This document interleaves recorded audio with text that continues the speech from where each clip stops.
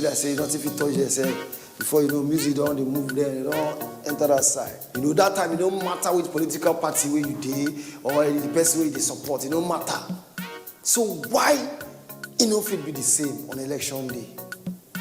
Why we no fit just go jejely go vote without throwing blow, throwing stone, carry stick, carry machete, curse everybody? So just remember, say after all the political wahala and the brouhaha finish, we go still go back with the rock correct music together.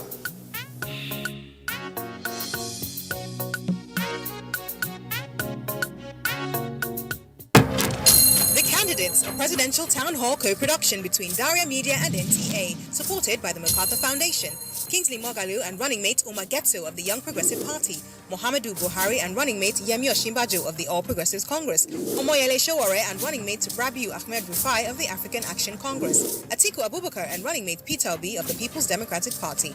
Moderator Kadria Ahmed. Town hall venue Sheraton Hotel, Abuja. Date Wednesday, 16th January 2019, with the candidates of the All Progressives Congress from 8 to 10 p.m. The candidates will be broadcast live on NTA and other partner TV and radio stations, as well as streamed online on NTA and DTV.media. If you are over 18 and want to be part of the audience, apply online at daria.media or use the hashtag NGThe Candidates or participate online using the hashtag NGThe Candidates.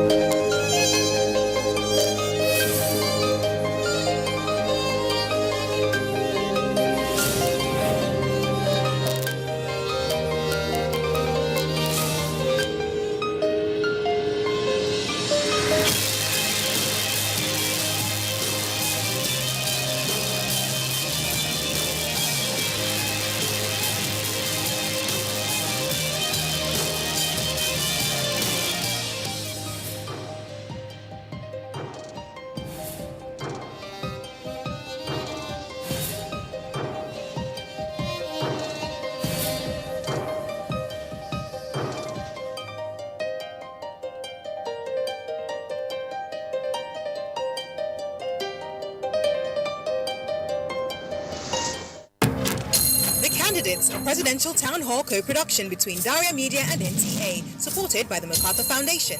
Kingsley Moghalu and running mate Umar Getso of the Young Progressive Party, Muhammadu Buhari and running mate Yemi Osinbajo of the All Progressives Congress, Omoyele Sowore and running mate Rabiu Ahmed Rufai of the African Action Congress, Atiku Abubakar and running mate Peter Obi of the People's Democratic Party.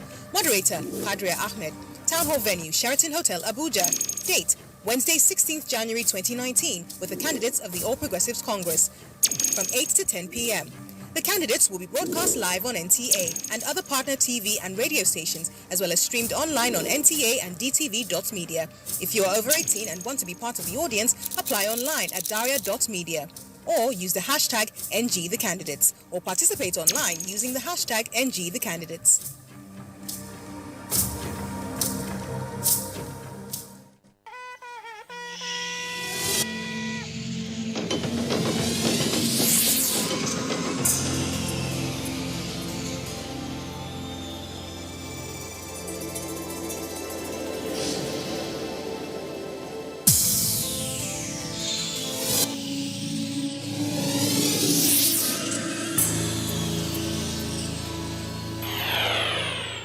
NTA, you can't beat the rich.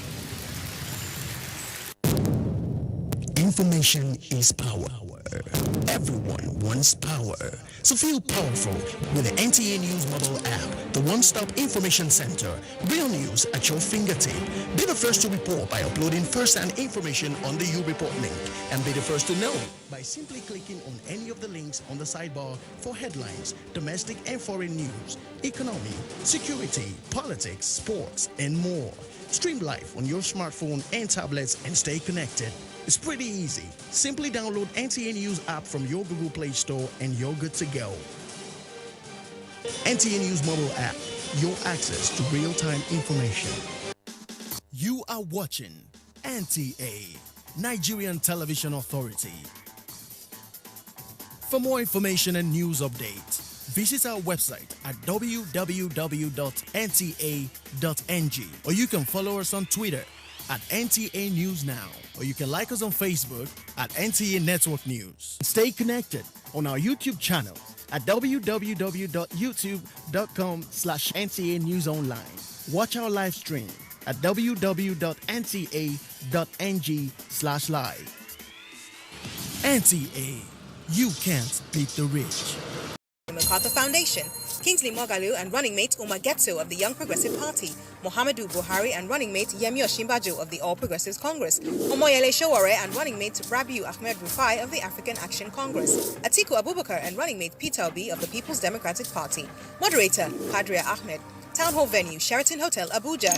Date, Wednesday, 16th January 2019, with the candidates of the All Progressives Congress from 8 to 10 p.m. The candidates will be broadcast live on NTA and other partner TV and radio stations, as well as streamed online on NTA and DTV.media. If you are over 18 and want to be part of the audience, apply online at daria.media. Or use the hashtag NGThe Candidates, or participate online using the hashtag NGThe Candidates.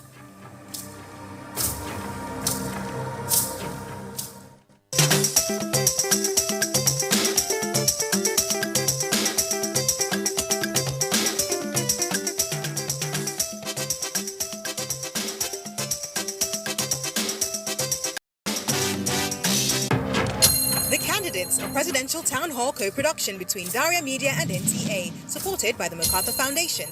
Kingsley Moghalu and running mate Osinbajo of the Young Progressive Party, Muhammadu Buhari and running mate Osinbajo of the All Progressives Congress, Omoyele Sowore and running mate Rabiu Ahmed Rufai of the African Action Congress, Atiku Abubakar and running mate Peter Obi of the People's Democratic Party. Moderator, Kadria Ahmed. Town Hall venue, Sheraton Hotel, Abuja. Date, Wednesday, 16th January 2019, with the candidates of the All Progressives Congress from 8 to 10 p.m. The candidates will be broadcast live on NTA and other partner TV and radio stations, as well as streamed online on NTA and DTV.media. If you are over 18 and want to be part of the audience, apply online at daria.media. Or use the hashtag NGThe Candidates, or participate online using the hashtag NGThe Candidates.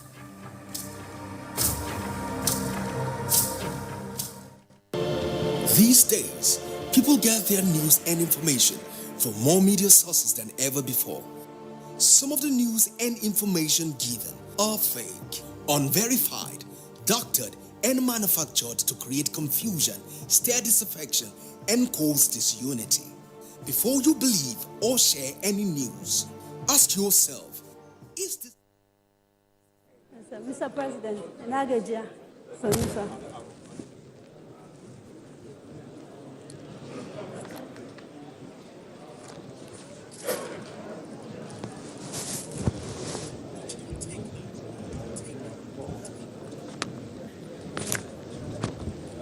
Okay. Yeah.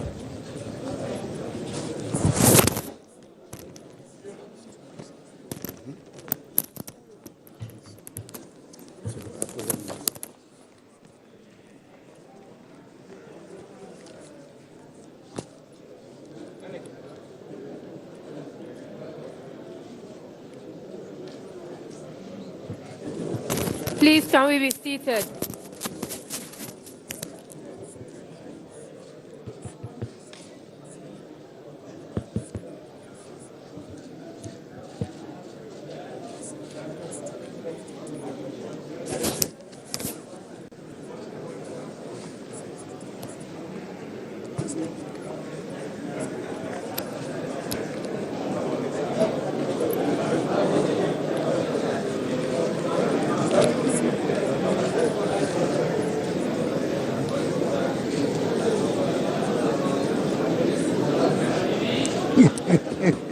Hello.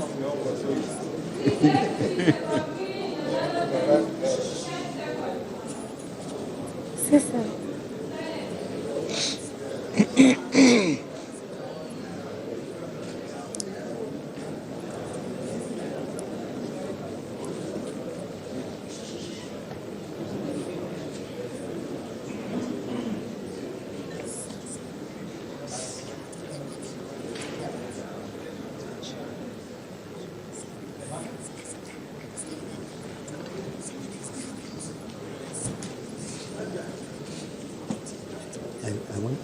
mentioned, sir, that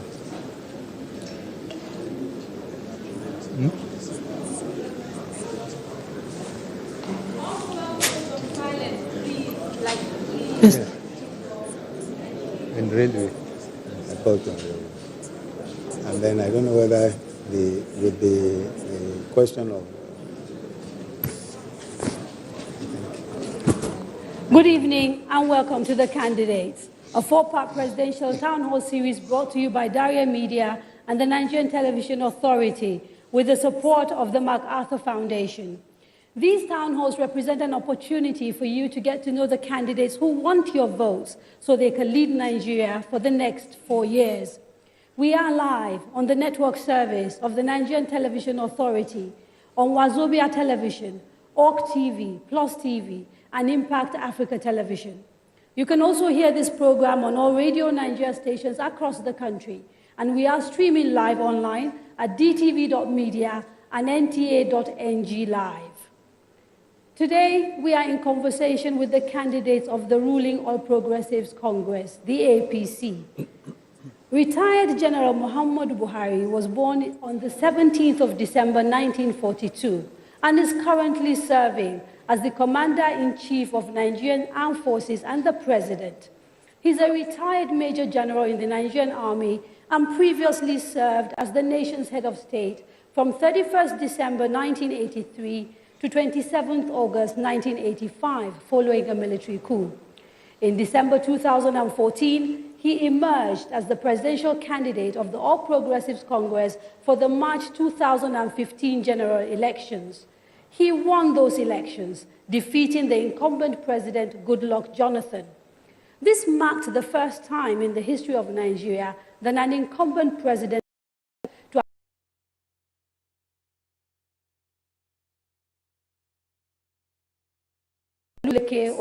on Twitter at The Daria Media or NTA News Now, on Facebook at The Daria Media, on Instagram at Daria Media NG. Now, throughout these programs, these handles will scroll on your screen, and don't forget to use the hashtag NGThe candidates. Otherwise, your questions may get lost. Again, remember to tell your friends and family in the diaspora that they can watch this program online. We are streaming live on dtv.media and NTA NG Live. Now, let me turn to Mr. President and Mr. Vice President. You've been ruling Nigeria now for close to 3, almost 4 years. You want Nigerians to give you another opportunity to do another 4 years. Why? Well, I said it much earlier at our national executive committee of our party, that if my party recommends me to its executive, I will contest. And I did that to save time and wide discussions among members of the party. So those who felt very strongly about it, they left the party. And the party nominated me. Why? Is because I felt that the 3 fundamental objectives we campaigned on in 2015 are still relevant. And we want to remind Nigerians to see when we started, 2015, where we are now, what we have been able to do in between this time of 3.5 years with the resources and the time available to us. Thank you very much, Mr. President. Mr. Vice President, do you want to add a little bit more to tell us a little bit more about why you think the Nigerian public should nominate you and Mr. President again to serve for another 4 years? Yes, I think so. I think Mr. President has already pointed out that we campaigned on 3 fundamental issues. Namely the economy, corruption, and the fight against corruption and security. And in those 3 respects, we believe that we have laid very strong foundations, and I very strongly believe that we are on to much more progress if given a second opportunity.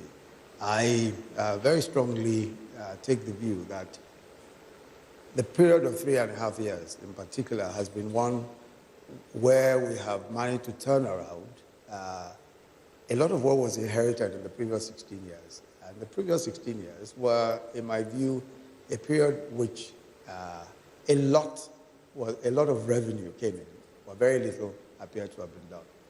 And we believe that the foundations we've laid in agriculture, foundations we've laid, and I'm sure Mr. President will elaborate on that as we go on, in infrastructure, the foundations we've laid there really deserve a second time for completion. But I'm sure we'll come around to those specific issues. Absolutely. But you talked about the three things that you fought the first elections with and which you think you've done well. So maybe if we could take them one by one and see whether we can have a conversation. Let's start with corruption, because that was a big thing that the president fought on. There's a perception that the general corruption fight that we see under this administration is a little bit skewed, and that it focuses on people who are not pro-government or who are not friends of this government or who belong to an opposition party. How do you respond to those allegations? Which allegations? That your corruption fight focuses only on people who are opponents of the APC or who are not friends of the APC. Well, I think that's not a fair criticism or observation, because it's not backed by facts. I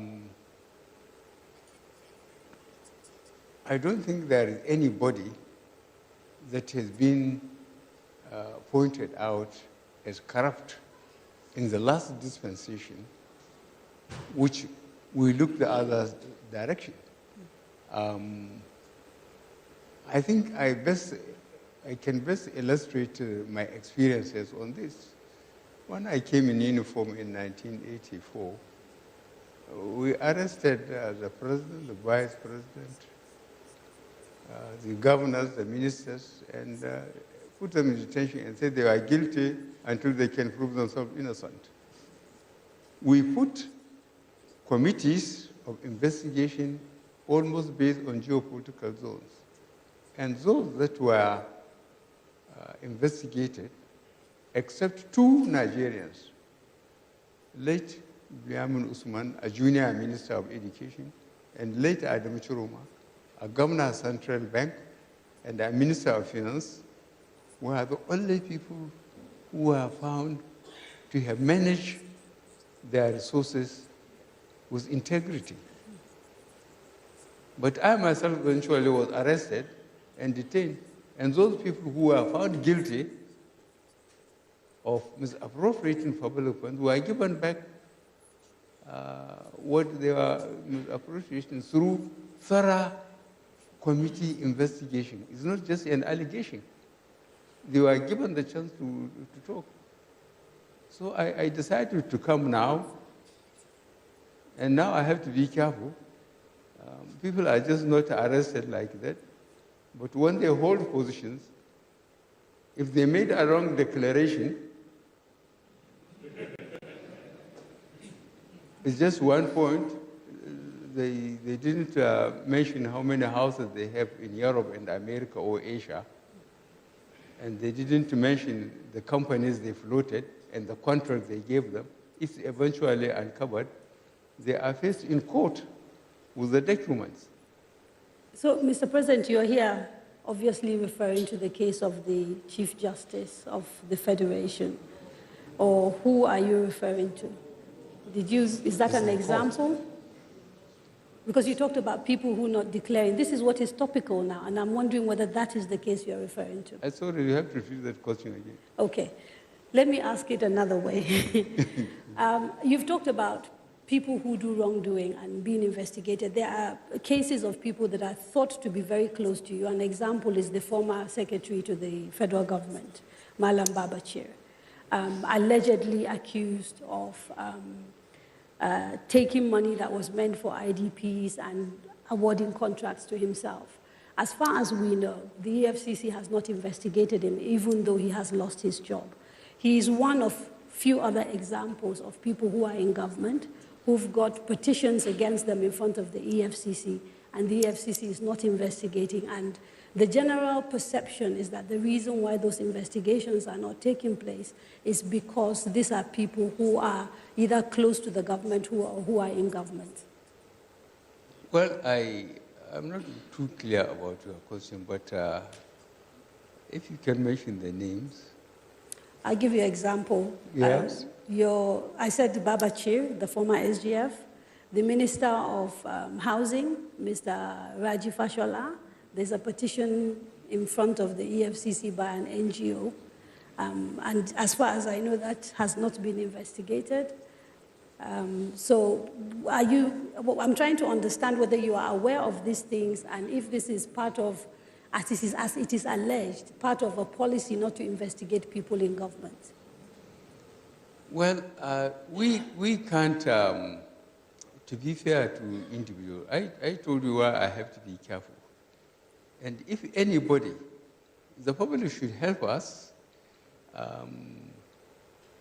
if there are strong allegations and people backed it up by evidence, bank accounts, names of companies floated, contracts awarded, then we take them before the courts through EFCC and ICPC. And we have to trust the system and allow them to complete the investigation. If we just take people in, as we did during the military area, and lock them up, this system, the present system, multi-party democratic system, does not approve that. If you accuse any person, you have to produce the evidence in court for him to be prosecuted. So if there is strong allegation, the government may decide to ask people to go, like the former secretary to the government you mentioned. We ask him to go. But if anybody... But the question is, after asking him to go, how come he hasn't been prosecuted, which is what Nigerians are wondering. If there was a strong enough evidence to ask him to go, it means there's an indication that maybe he did something wrong. Why hasn't he been presented before a court and charged with corrupt practices? It's still before. I think the matter is already before the EFCC. And I believe that, in fact, a directive has been issued regarding all persons who have cases before the EFCC. I'm sure that you will find that each and every person who has an allegation against them and has been duly investigated will be put on trial, without a doubt. Each person.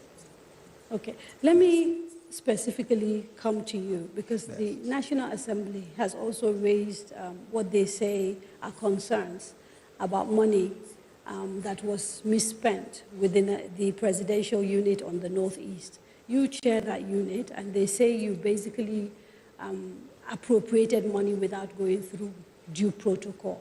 How do you respond to that allegation? No, I think the allegation was that some money which was approved for the emergency intervention in the Northeast was without appropriation. Yes. But that's not correct at all. And we pointed out very clearly to them that while I was acting president, the sums of money in question were duly appropriated. As a matter of fact, if they had looked, and we've shown all the evidence to them, and I do not think that we have since got a reply from them, what we were able to show them was very clearly this. The CBN, that's the Central Bank of Nigeria, controls the strategic reserves, agricultural strategic reserves. They are the ones who would raise a memo to me saying specifically what was required for the Northeast intervention and where the funds will be taken from. The funds were taken from what is called a rice levy, which is a duly appropriated fund. And after that, I then approved the sum of money, properly appropriated. Are you at all concerned about some of the allegations raised about that, the spending with that particular fund and the way they are running the affairs of the agency? I'm not at all concerned about it. I believe that, unfortunately, a good part of that was politicized, and, allegations are flying here and there. That was a very comprehensive, very, very comprehensive process. What happened was that after the World Food Program had said that they were no longer able to feed the numbers that they were feeding before, there was a need for us to intervene because hundreds of people were coming out. So it was an emergency situation? Oh, yes, it was an emergency situation. And then what then happened was, we then took a very detailed process. I said it started from the central bank and the strategic reserves. We have 4 companies that hold our strategic reserves, and they are major grain companies: Olam, Walcott, Dangote. I believe there's one more that I can't remember their name. They hold the strategic reserves for the central bank. So everything was done properly. The Nigerian armed forces, the army, the air force, the navy, all of them, the police, all of them were involved in the distribution process, including the air force.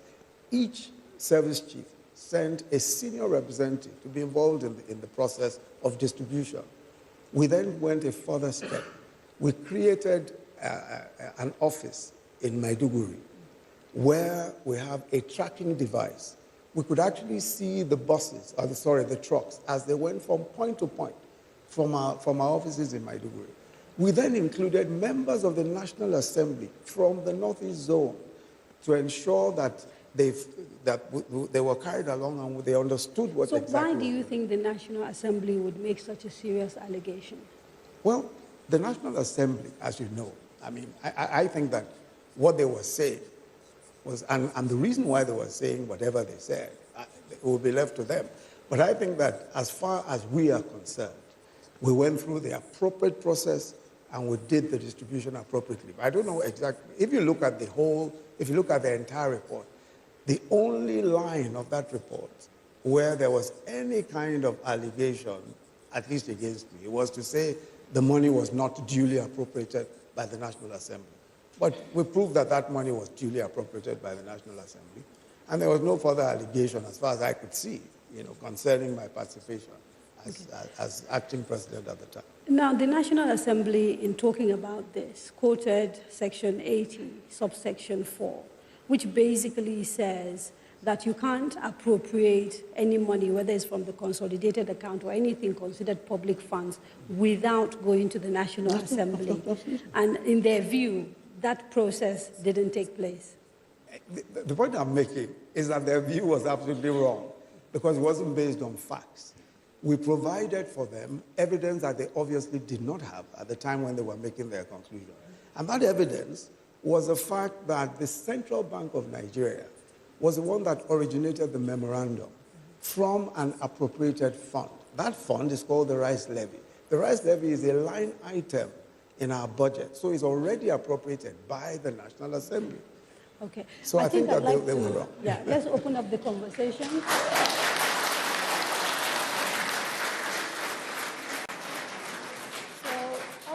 This is a town hall. I don't want to dominate it. I want to give people an opportunity to ask questions. So there are 2 mics, and we'll call maybe 2-3 people. Please introduce yourself, ask your question, go back and sit down, and then we'll come back to Mr. President and Mr. Vice President. Okay, so the gentleman in glasses, yes, please, from this end. At the other end, yes, sir, you. And then there's a lady right at the back, I think. And the gentleman in the brown hat as well. Okay. Good evening, Your Excellency. My name is Usman Suleiman Jawun. I'm a lawyer. Now, my question is specifically to Mr. President on the issue of Al-Majiri. Now, I'm sure this issue, Al-Majiri in the north. Al-Majiri, yeah.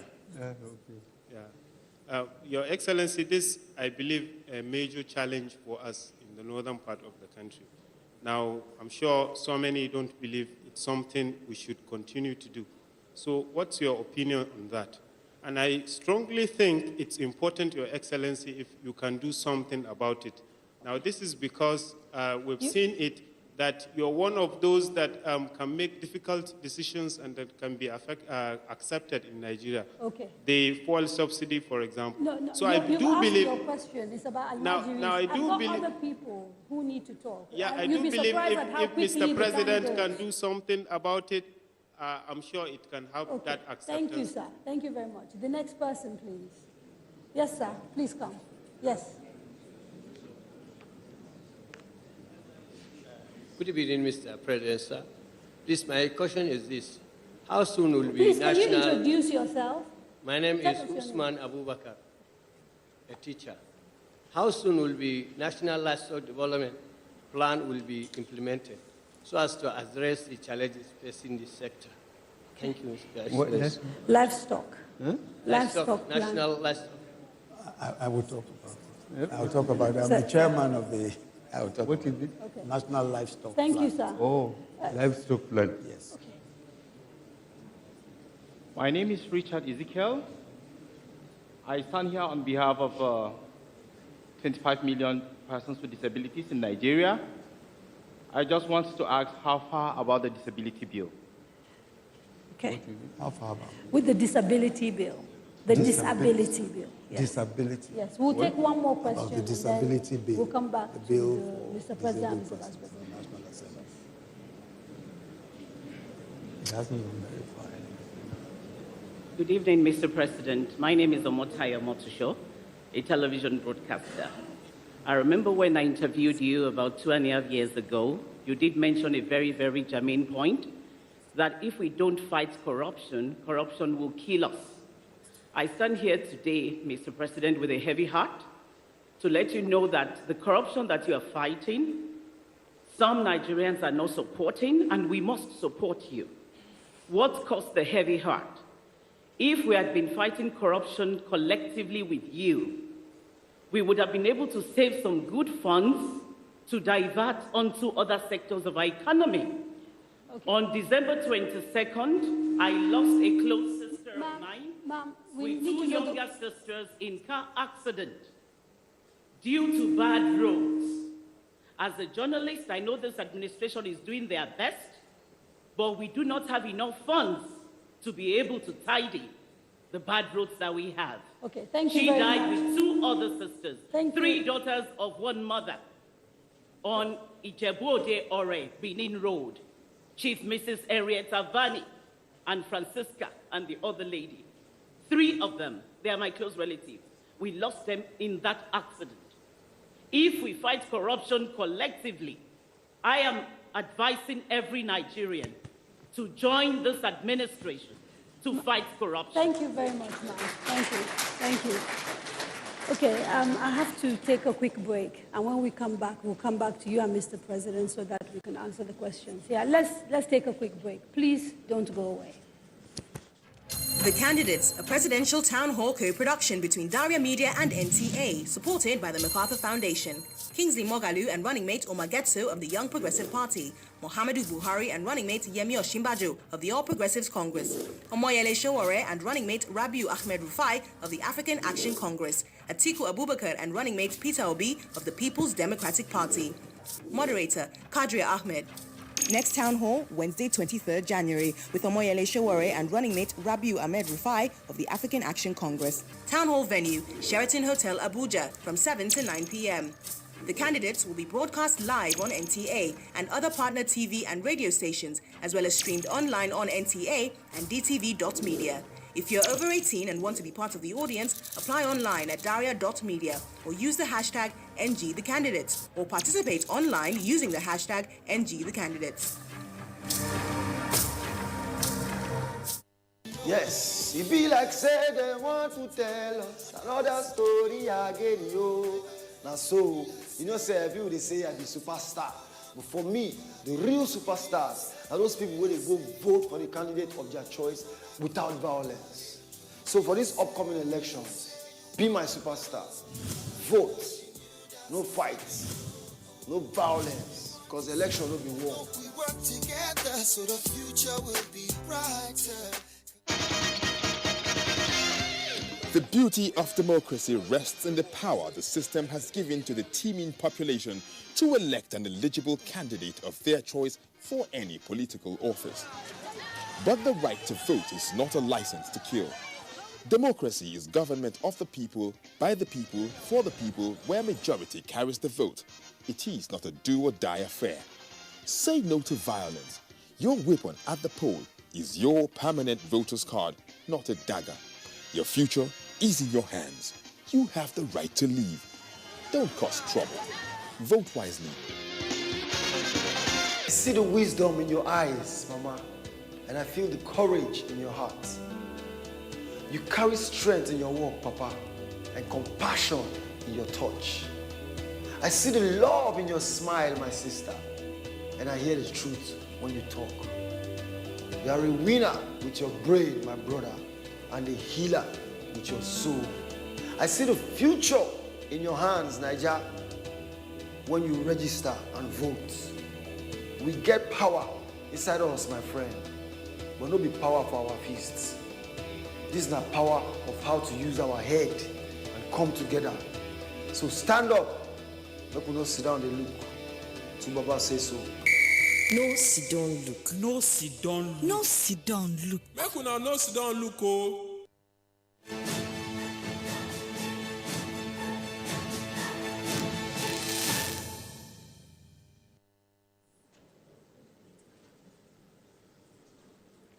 Welcome back. You are watching The Candidates, a presidential town hall series brought to you by Daria Media and the Nigerian Television Authority with the support of the MacArthur Foundation. We are in conversation with the presidential and vice presidential candidates of the ruling APC, the incumbent president and, of course, the vice president, retired General Muhammadu Buhari, and Professor Yemi Osinbajo.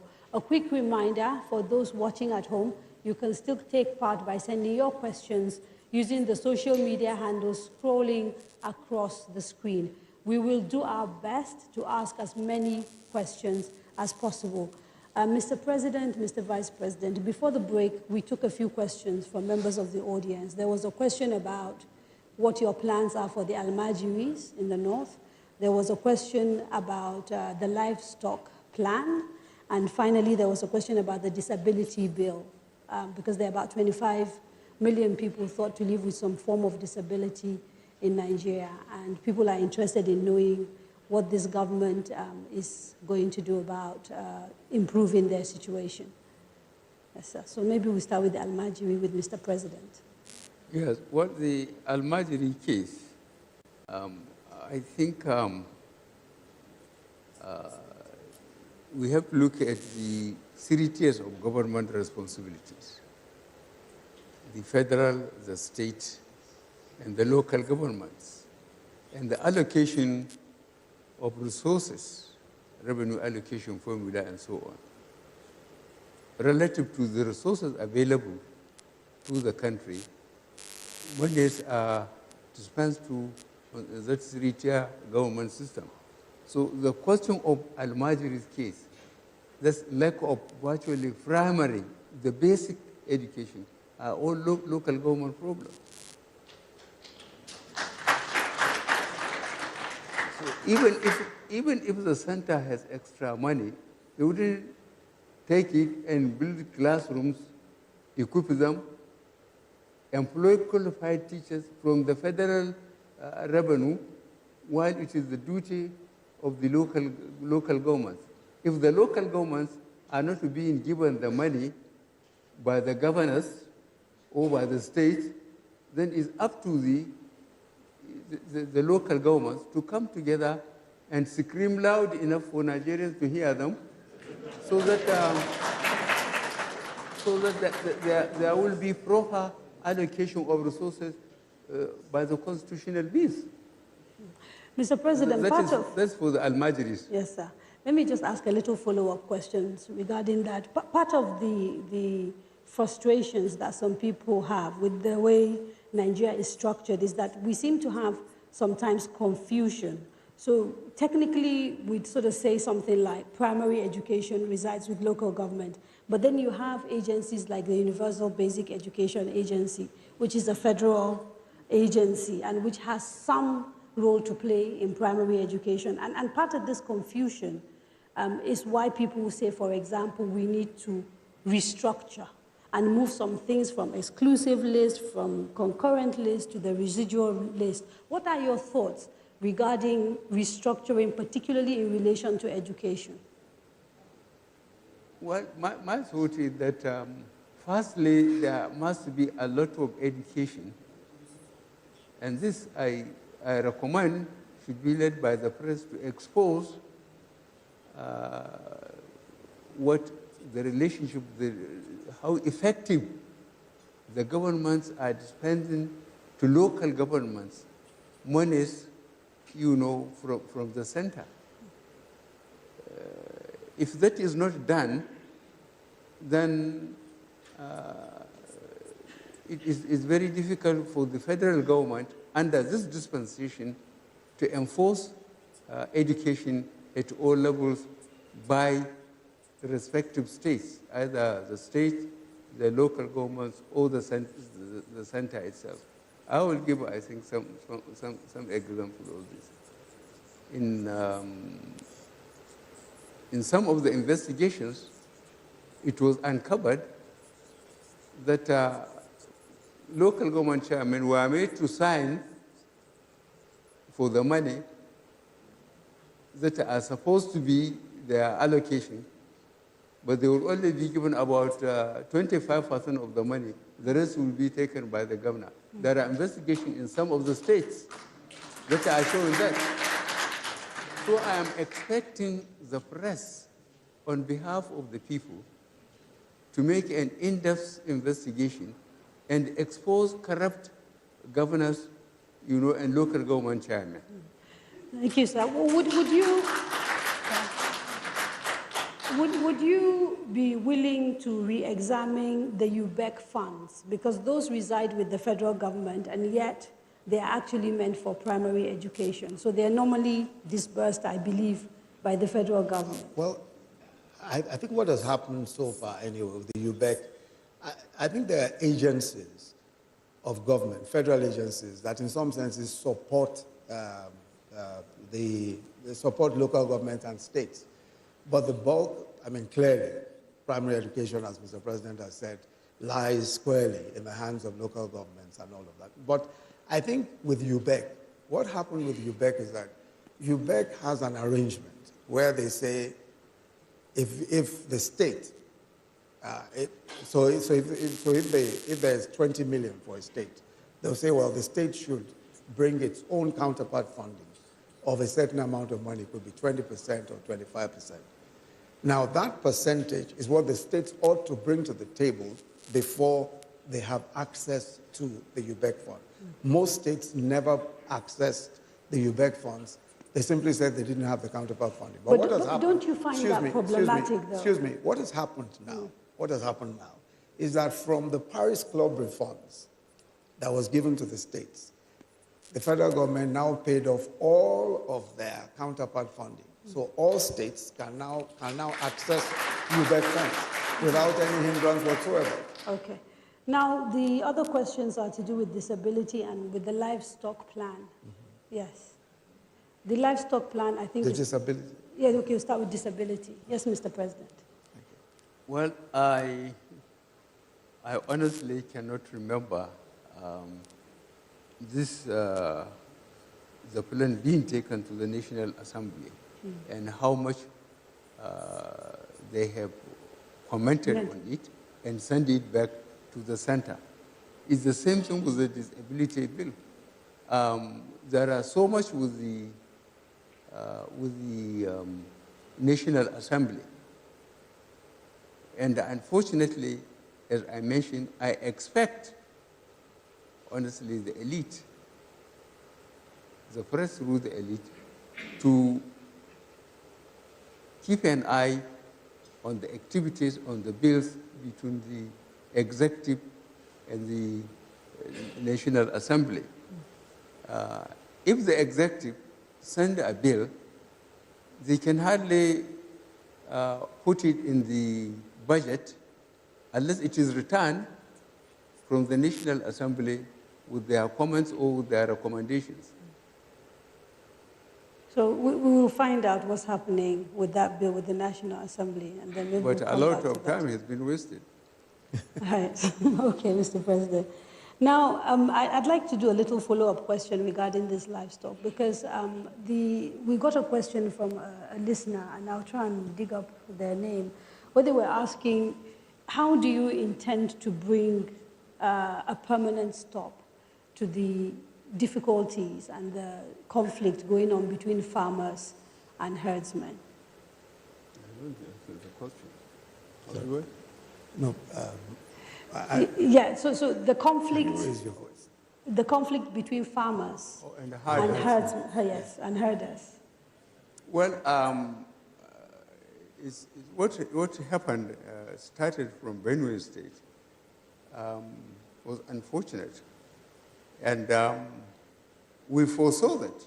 When I say we, I mean the federal government, and we asked the Minister of Agriculture and Rural Development to go to the archives and find out the gazettes from the First Republic, where those incredible leadership of the First Republic, there was cattle route, there was grazing areas. With limited resources, they put windmills, earth dams, and even veterinary clinics. But subsequent very important personalities encroached on the cattle routes, on the grazing areas, and if a herder has 200 cattle, they have just eaten, whichever their way to the water point, they will just go through there. And I think the Minister of Agriculture and Water Resources have produced the maps, the encroachment. But these are old maps, and this is today's problem. So we might have had a solution to this many years ago in the 60s with the routes and everything, but clearly that solution is no longer tenable now.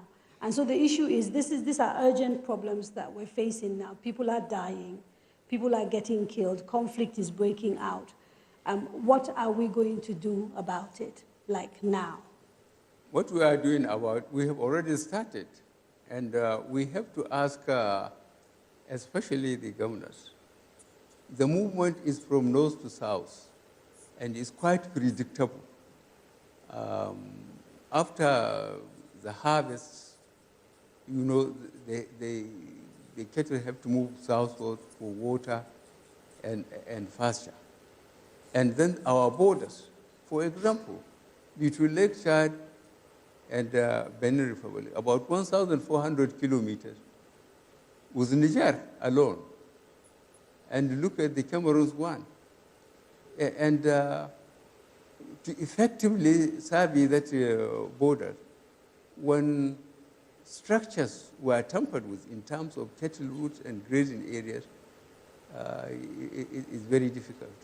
We have sent this in back through the Ministry of Agriculture and Rural Development to the governors so that we can create these corridors. But for a government like Benue government, when they said they have banned cattle rearing or they have banned grazing, we are in the same country. I expect our government to insist on the routes to be re-established in the grazing areas. But to say that cattle cannot move, it's very difficult. Benue is complaining, but I understand they are already in Bielsa. From there, are they going into the Atlantic? Okay, Mr. President, yeah, but can I just quickly, because you know, let me add a comment to that.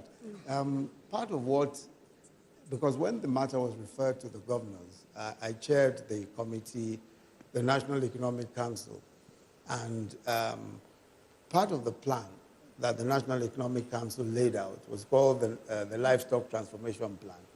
All of the governors in the so-called frontline states were also involved in this. And I think that one of the very important points that emerged from the discussions at the National Economic Council was the fact that there was a need to ensure that we were able to create some access to places, to grazing areas. And I think that that's the point also that Mr. President is making, that in order to be, for instance, anywhere where cattle are, you must still have some kind of access, so that you then have an area where it could be a ranch, it could just be a place where you have earth dams, it could be a place where you just have water, where, you know, whatever it is. And we then agreed with the governors that, because federal government has no land, only state governments have land. We then agreed with the state governments that, okay, anyone that is willing, you will put together the resources. If private people want to put together the resources, they can build those areas. They could be called ranches or grazing areas, whatever you call them. And people will pay appropriate fees. The cattle raisers will pay appropriate fees, use the facilities, and go back whenever they want to go back. Because clearly, somebody has to bring those cattle to that point.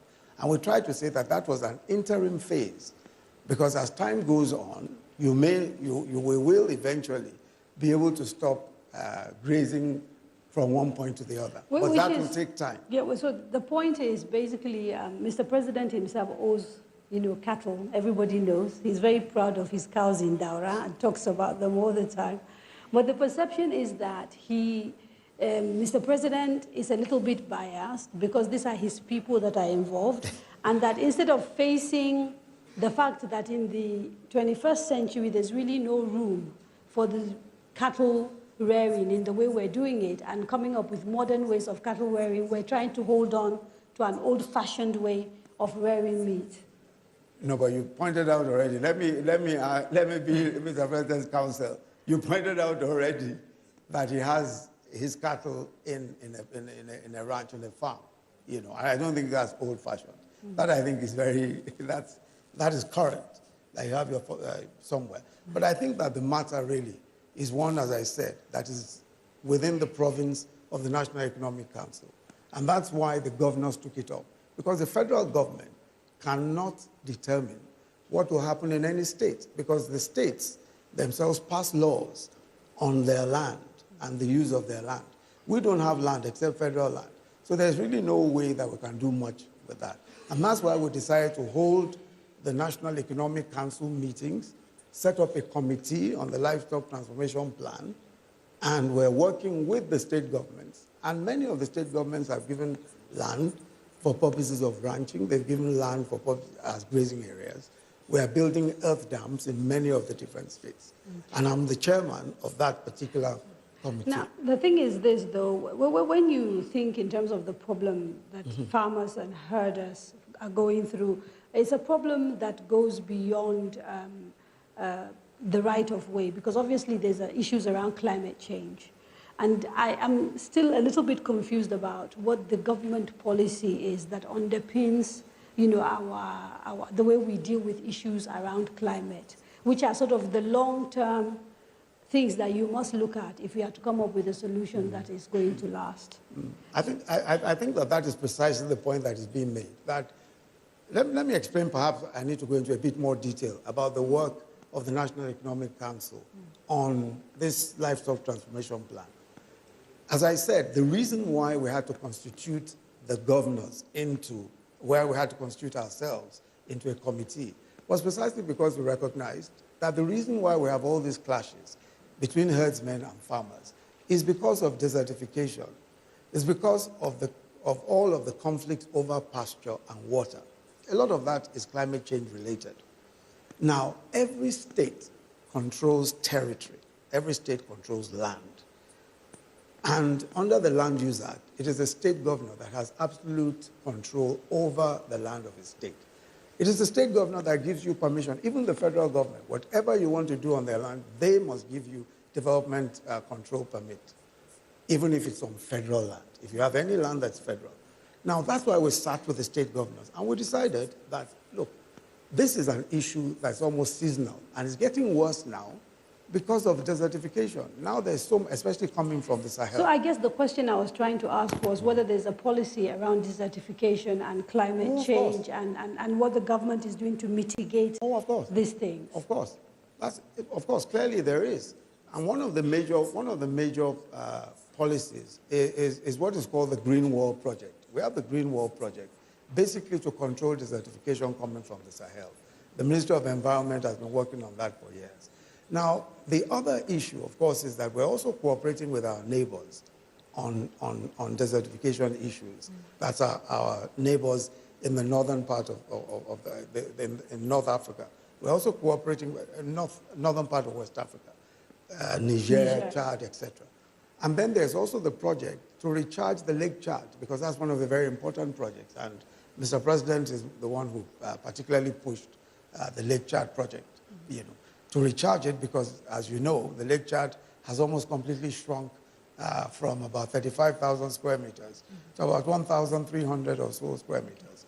So we need to recharge the Lake Chad from the Congo Basin, and that's one of the projects. Okay, before we go for a break, I want you to just quickly clarify for me, what is the federal government policy therefore when it comes to mitigating this conflict? Is it to have ranches, or is it to continue having these grazing corridors? Is it a mixture of the two? For now, what we have is a mixture. What we have is a mixture now, but ultimately, what the governors are saying, in their respective states, they will provide for those who want to do the business of ranching sufficient space to do so. In the interim, they are building earth dams so that cattle coming from the north, especially going towards the river banks, and you find that a lot of these conflicts are in those areas, are able to, even before they get anywhere near there, are able to access earth dams, water from the earth dams, access veterinary care, and all of that. So the long-term plan, of course, is to eventually create ranches, but ranches have to be privately owned. Government cannot create ranches. But at the moment, you can't just suddenly one day say, no more grazing, that's the end of it. Immediately, that doesn't happen anywhere. And in all of the places where the problem has been solved, because the Governor's Council, that committee, we studied it very carefully. We looked at everywhere where the problem has been solved. And it was a gradual process. It's that same gradual process that we're going through. Okay, we will take a quick break. Don't go away.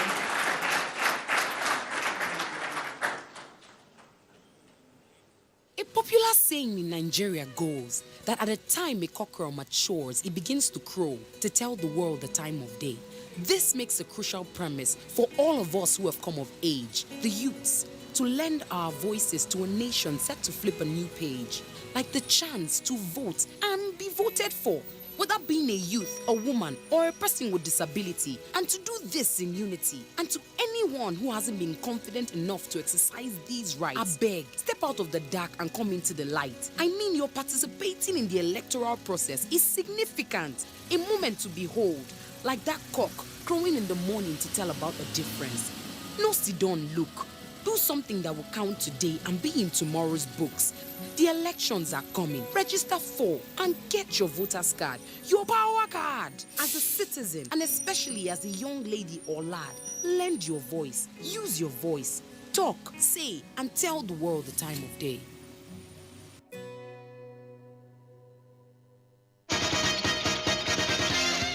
The beauty of democracy rests in the power the system has given to the teeming population to elect an eligible candidate of their choice for any political office. But the right to vote is not a license to kill.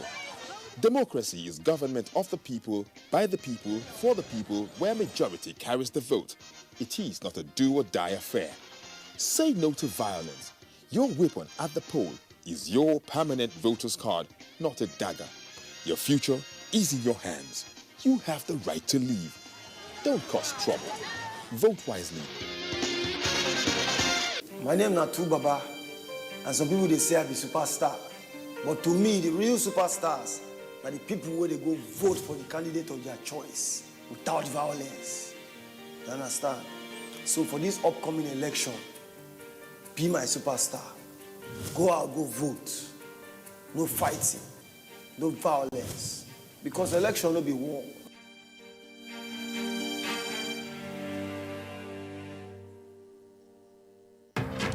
The Candidates, a presidential town hall co-production between Daria Media and NTA, supported by the MacArthur Foundation.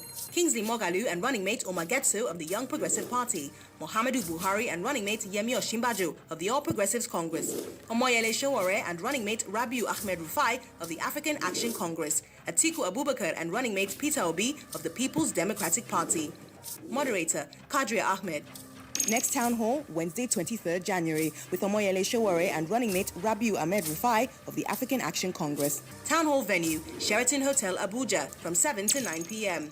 The candidates will be broadcast live on NTA and other partner TV and radio stations, as well as streamed online on NTA and DTV.media. If you're over 18 and want to be part of the audience, apply online at daria.media or use the hashtag NGTheCandidates or participate online using the hashtag NGTheCandidates.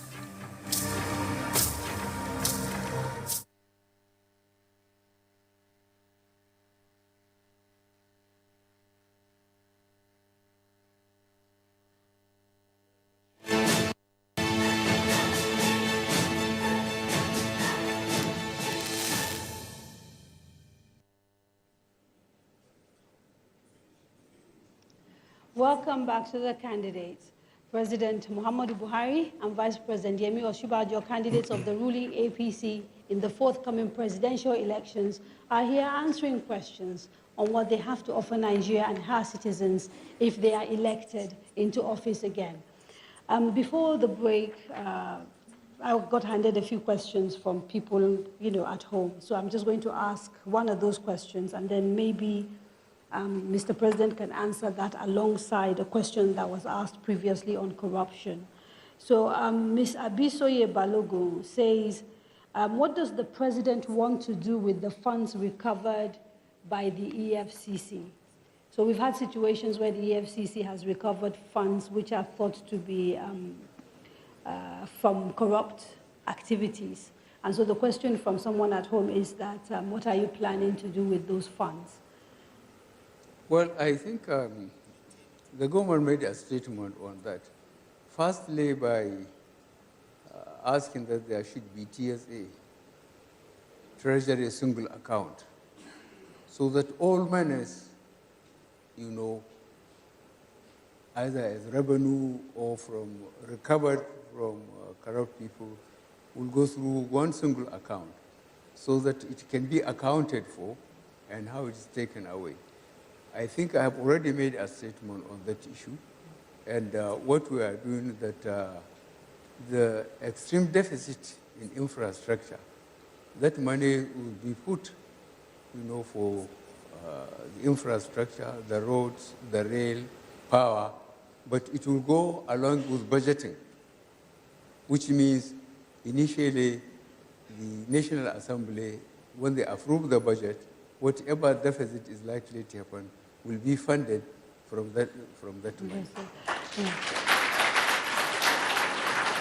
Mr. Vice President, as a lawyer, I'd like to actually ask you, because some people have actually suggested that where a forfeiture has happened without a conviction, it might be problematic spending that money. What is the legal position? Well, the legal position is that once there's a final forfeiture, the asset already belongs to the state. So frankly, I can't understand what sort of problem would arise so long as there has been a final forfeiture. Because we are having cases where people are not fully charged and no conviction has taken place, but they're being made to return money. Yes. So it's in those cases I'm talking about. Yes.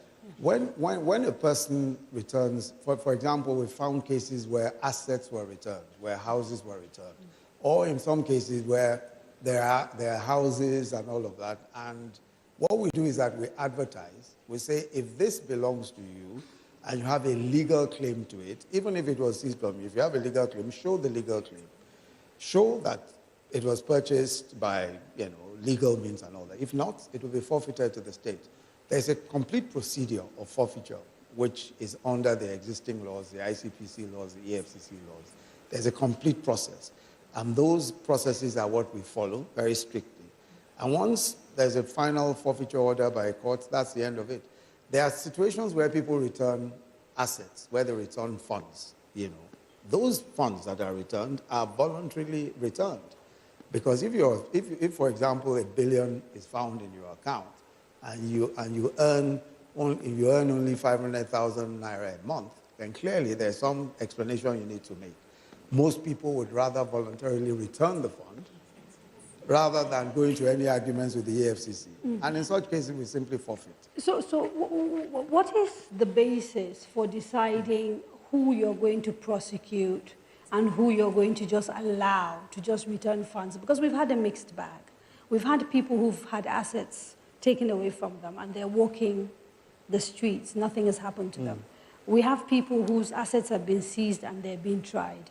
What is the rationale that determines who gets persecuted and who walks away? Let me say straight away that there is no distinction.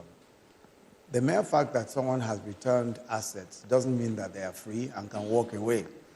And there are so many people walking the streets who are on trial, by the way, because you are on bail almost within, days of your being brought before the court. So that's not the problem. What happens, though, is this. What a prosecutor does is to say, for example, that if you return money, I might decide as a prosecutor to make you a prosecution witness rather than be an accused person. If, for example, there's a fraud involving 5, 6 people, if you charge all of them, you're not going to find evidence because unless you get each of them to make a confessional statement, and the confessional statement only inculpates the person who has made that statement. So you must find 1 or 2 of them who will be able to give evidence. So you might say, okay, of these 6, I'm going to decide to make 2 of them who are probably, more or less guilty of the same offense or responsible for the same misconduct. But 1 or 2 of them will be prosecution witnesses. So that's really the way it goes. Okay.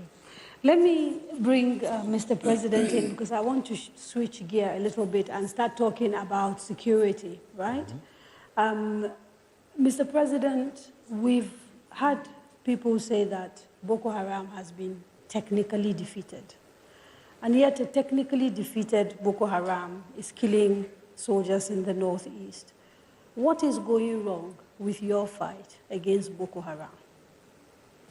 Well, I think the best people that really answer that question are people from the northeast. That means Yobe, Borno, Bauchi, Adamawa. You see, when this administration came in, Boko Haram was holding 17 local governments in the northeast. They are not holding any local government now. So they have resorted, to indoctrinating young people, especially girls, wrap them up with explosives and dispatch them to soft targets, churches, mosques, marketplaces, motor parks. But the best you can get about the performance of this administration vis-a-vis stopping that Boko Haram occupation of Nigeria is when you visit Maiduguri or beyond. People go back to the land they are farming. They go back to the office. They can drive from Maiduguri to Kano virtually any time of the day, which wasn't happening when we came in. And as I said, I still feel that you, the press, should do more research and not just going and staying in a hotel in Maiduguri. Try to go to Munguno and talk to the people. But there's no doubt, though, that we've seen an increase in attacks against the military in particular by Boko Haram. In the last 6 months, we've had 2 major military installations attacked and soldiers killed. Are you at all concerned with this focus or new focus that Boko Haram seems to have, which is basically targeting military targets and the success they've actually had in killing hundreds of soldiers in the last few months? You see, thank goodness. If you have a background of military training, is that when you don't fight any conventional war, now that they are putting tactics of terrorists, they choose their targets. They choose the time, they choose where to attack, at which time. With that, you have to be highly mobile, you have to have very good communication, and we have resources limitations because a lot of Nigerians don't feel that we are in an emergency, that the military needs a lot more money for equipment, a lot more money, for spare parts, for communications, and so on. But Boko Haram, certainly, they are being supported by forces outside Nigeria. Now, you talked about resources. I think since coming into government, my total calculation is that you've spent something like, or you've budgeted, let me not use the word spend, you've budgeted something like 1.8 trillion for defense. And yet, that's the number I have. I might be wrong. That's wrong. That's very wrong. Okay, we'll cross-check and make sure. But I was told my research showed over the last 3 years, I'm talking about 3 years, 1.8 trillion. So not one budgetary cycle from 2015 to date. Yeah, 1.8 trillion. And yet we have soldiers complaining about a lack of equipment. We have soldiers, last year we saw Maiduguri Airport demonstration by soldiers who felt they were not being looked after. And so the question is really, as Commander-in-Chief of the Armed Forces, how much are you holding the leadership of the Army accountable, given the complaints we're getting from the rank and file about welfare? I received weekly situation report from the military in the front.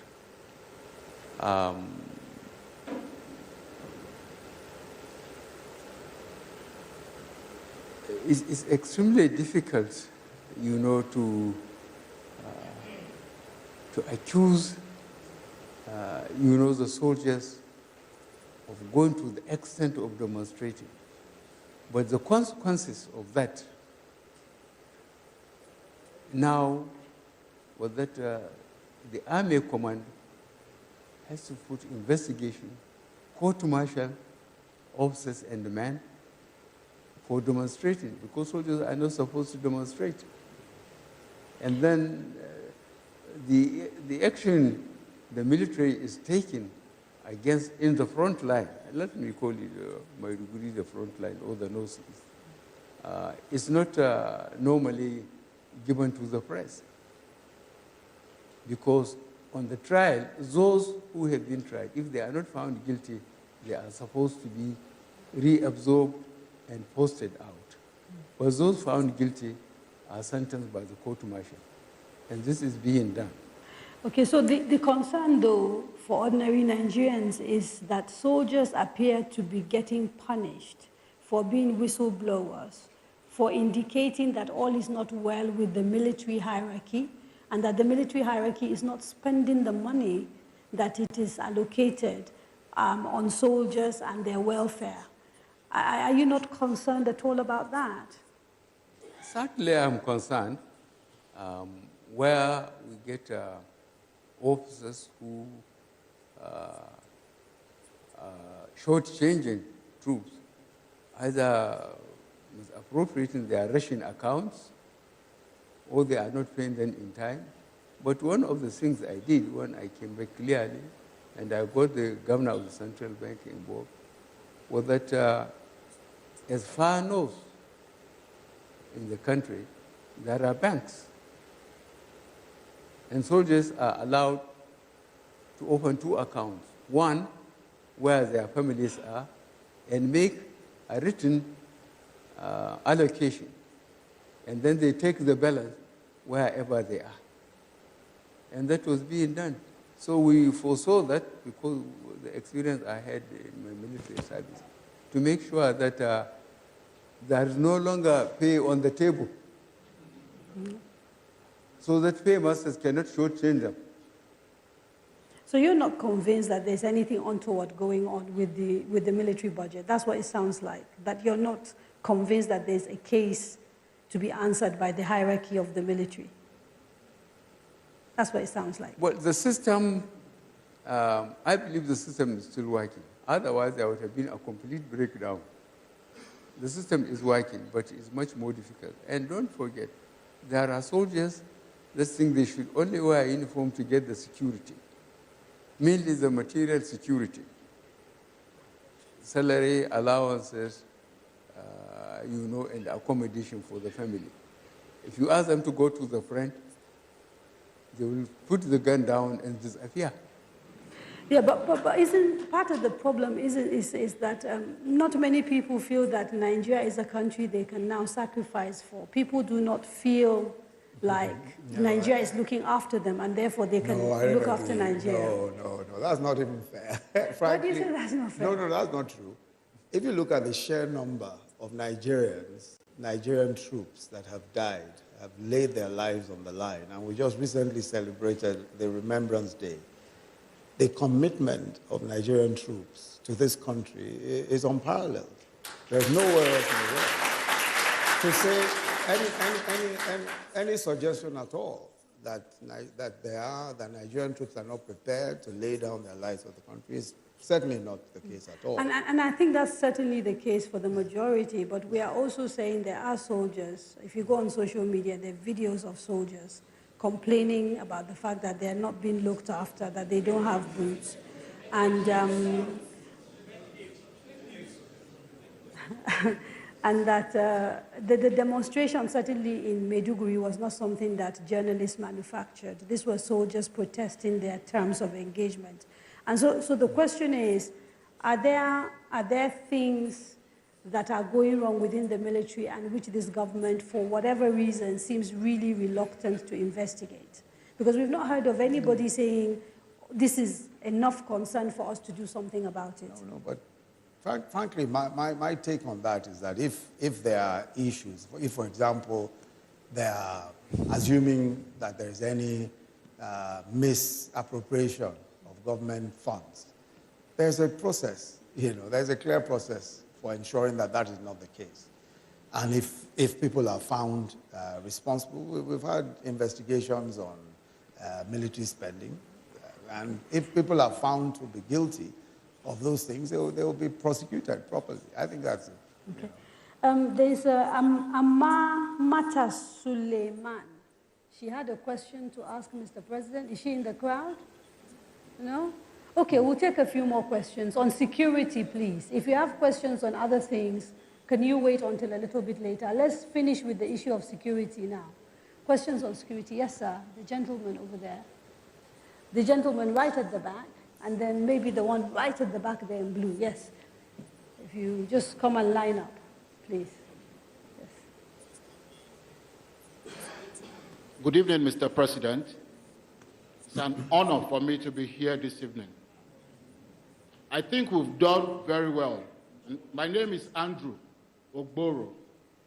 I think we've done very well in the last 4 years by the numbers. We are the world poorest. We have 13 million out of school. There is poverty. There is hunger. Our universities are on strike. Now, I am tailoring it along the 3 items in which the campaigns were held: corruption, security, and the economy. We've taken corruption, and I understand how we are fighting that corruption, because we've just been told the former Babachi Lawal has been fired, but still he's part of the campaign, so I understand corruption. On security, I have also heard now that until we get more money, we will be where we are. So now I also understand security. So please, I also want to understand the economy, so I can go home and tell myself whether to come out and vote or not. Thank you. Thank you, sir. Yeah, thank you so much. My name is David Obinna Anyele. I work with Center for Citizens with Disabilities. I'm also the president of Nigerian Sitting Volleyball Federation. Sir, I'm talking about security. Our soldiers went to the war front, in particular in Northeast, and many of them are injured. Specifically, many of them suffered disability. In March 21st, 2015, Mr. President, you promised in Lafia, Nasarawa State, that you are going to support and work with the National Assembly to sign disability bill if they send it to you. On the 18th of December 2018, the National Assembly transmitted the disability bill to your office. Sir, my question, how do you protect these Nigerian soldiers that have suffered disability by signing a law that will protect them from discrimination and harmful practices? Thank you, sir. Thank you. Yeah. Good evening, Mr. President and Mr. Vice President. My name is Ayo Oyalo. Firstly, before I ask my question, I need to correct one impression now. The video you're talking about is a fake news. That's an old video of 2015 that has been, 2014, that has been disproved. So that needs to be corrected. Now, to talk about security, first and foremost, the president has said clearly about people spending 16 billion on power, and we don't have the power yet. So my question is, Mr. President, if you are re-elected, do you have any plan to deal with such people? Because the truth is, if people continue to steal and they get away with it and nothing is done, then people will continue to steal. So what is your plan to deal with people who have stolen Nigeria patrimony and are still walking free if you come back? Thank you. I'd like to intervene. Yes. I'd like to intervene on the question that Mr. Oboru asked. Okay. Because it really has to do with the economy, the question of poverty and all of that, and where we are today, just so that Mr. Oboru can vote. Mr. Oboru, let me take the question on Nigeria being the poorest.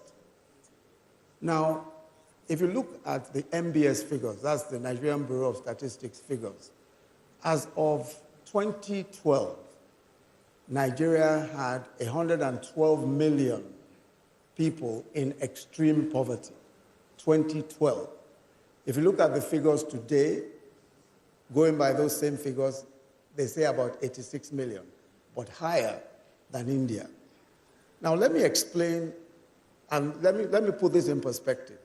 From 2010 to 2014, Nigeria earned the highest ever from oil revenues. In 4 years, Nigeria earned 383 billion.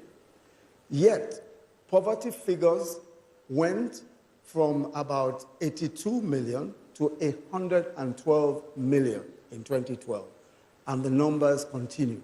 That's the reason why we had a poverty problem. Unfortunately, with the resources we had, poverty was not addressed. Poverty doesn't disappear overnight. When people are poor, they remain poor unless the government does something about it. Nothing was done, despite the highest revenues in our history. In 3 years of our own government, 3 years, 94 billion is what we made from oil revenues. Compare that to 383 billion. Oil at some point was 110 to 114, and we had poverty figures of 112. Now, what did we do from the point of view of the economy to alleviate poverty? We started the largest program for social investment in the history of this country. That's why we have the conditional cash transfers. We're giving the poorest people in our country today 5,000 naira every month. We are only able to give we're hoping we'll be able to give about 1 million to start with. But in order to prevent stark poverty and malnutrition, we're doing our homegrown school feeding. We're feeding 9.2 million children every single day in public primary schools. Aside from that, the trader money and market money that we're doing, the trader money and market money, these are loans to the poorest. And let me give you an example of the trader money. Trader money, we're doing... Yes. About the fact, can you hear me now? Yes. You talked about the 2012 figures of poverty, how it's 100. So what has happened in the world is that it used to be that extreme poverty was measured at people who live on less than $1 a day. It's now less than $2 a day. And maybe that might explain the differences in the numbers that you've quoted. No. I'm not even quoting those numbers to show that what I'm merely saying is not that poverty has reduced considerably. No. It seems to have increased. I'm saying that what has happened now is that we're dealing with the issue of poverty. We're now dealing with it. When we earned money, when we earned a lot of money, there was no program. The program that was in place, the Sure P program, who can point to a sensible beneficiary? Who can point to a credible Sure P program that alleviated poverty? Who can? Let me finish the point that I'm making. Now, with the trader money, for example, I'll give you just one example.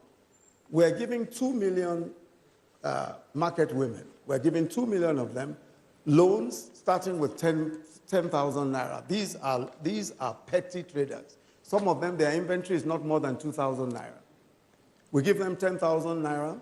When they pay back, automatically, electronically, they get 15,000. When they pay back, they get 20,000.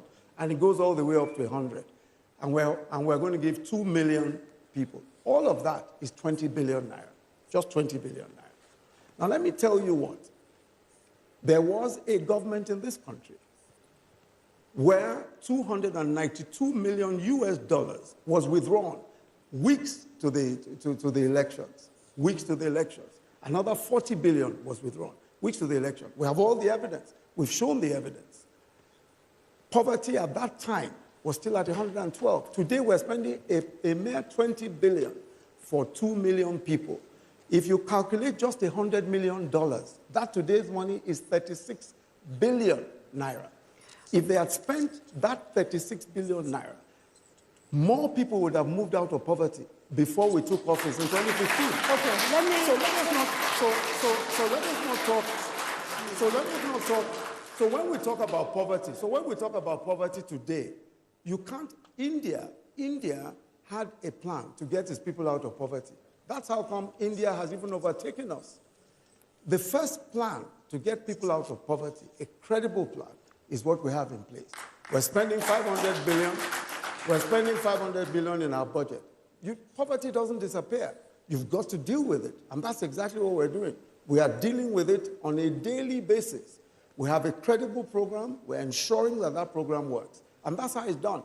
Okay. Today, isn't it incredible? And Mr. Ogboro, you too should find it completely incredible that people who squandered the kind of money, when oil was $100 a barrel, poverty was at 112 million extremely poor. Those same people today come and ask the sorts of questions and say, oh, but we're still poor.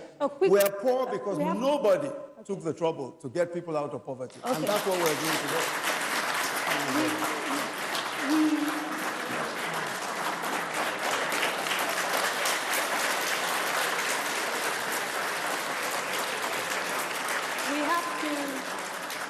We have to take a quick break, but before we do, a quick question.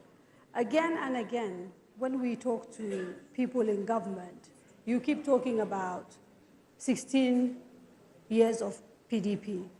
For many Nigerians, the PDP and APC are two sides of the same coin, simply because you got so many PDP people in APC, and now some APC people have gone to PDP, and PDP people have come to APC. What is the difference, really, between you and the people you've replaced? I think there's a huge difference. I think there's a massive difference.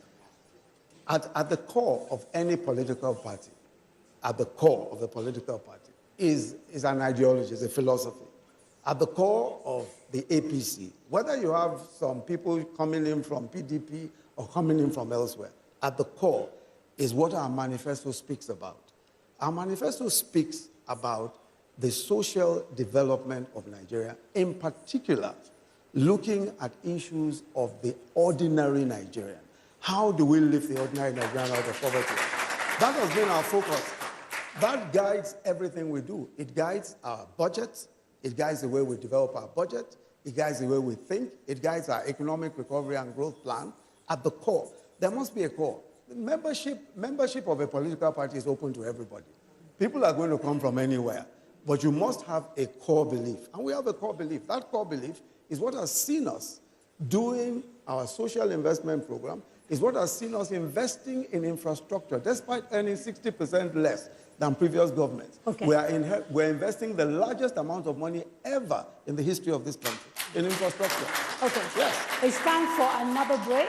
We won't be away for too long, so please stay with us. The beauty of democracy rests in the power the system has given to the teeming population to elect an eligible candidate of their choice for any political office. But the right to vote is not a license to kill. Democracy is government of the people, by the people, for the people, where majority carries the vote. It is not a do-or-die affair. Say no to violence. Your weapon at the poll is your permanent voter's card, not a dagger. Your future is in your hands. You have the right to leave. Don't cause trouble. Vote wisely. I tell you, man, music is the most powerful force for this world. As better jam, they flow, and so everybody will feel and they rock out. You know, as a musician, I see this thing every time I did stage they perform. You know, everybody will just scatter body. You know, even when you bought yourself with the form, that's where they feel like say, you don't even touch yourself. Before you know, music don't they move there, they don't enter that side. You know, that time it don't matter which political party where you did or the person where they support, it don't matter. So why it no fit be the same on election day? Why we no fit just go jelly go vote without throwing blow, throwing stone, carry stick, carry machete, curse everybody? So just remember, say after all the political wahala and the brouhaha finish, we go still go back with the rock correct music together.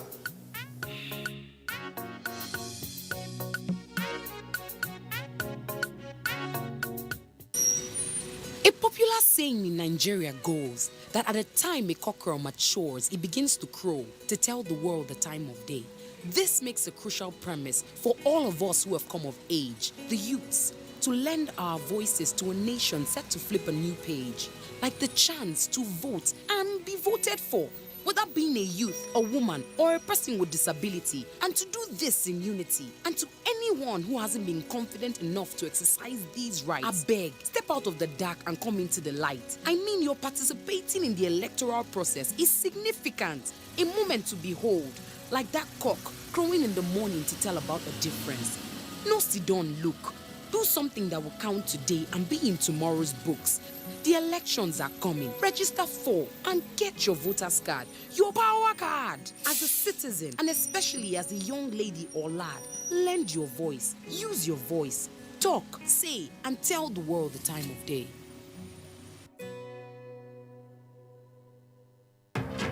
The Candidates, a presidential town hall co-production between Daria Media and NTA, supported by the MacArthur Foundation. Kingsley Moghalu and running mate Omar Getso of the Young Progressive Party, Muhammadu Buhari and running mate Yemi Osinbajo of the All Progressives Congress, Omoyele Sowore and running mate Rabiu Ahmed Rufai of the African Action Congress, Atiku Abubakar and running mate Peter Obi of the People's Democratic Party. Moderator, Kadria Ahmed. Next town hall, Wednesday, 23rd January, with Omoyele Sowore and running mate Rabiu Ahmed Rufai of the African Action Congress. Town hall venue, Sheraton Hotel, Abuja, from 7 to 9 p.m. The candidates will be broadcast live on NTA and other partner TV and radio stations, as well as streamed online on NTA and dtv.media. If you're over 18 and want to be part of the audience, apply online at daria.media or use the hashtag NGTheCandidates or participate online using the hashtag NGTheCandidates.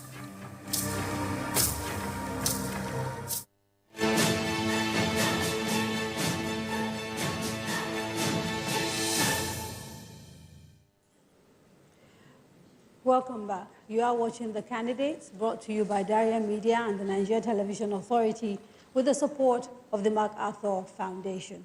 We've got a number of questions, Mr. President, so I'll read a few and then come back to you. There was a question that we didn't get to addressing, which was on whether you have any special plans different to the plans you have now to deal with people who are corrupt and are walking around freely if you are re-elected into office.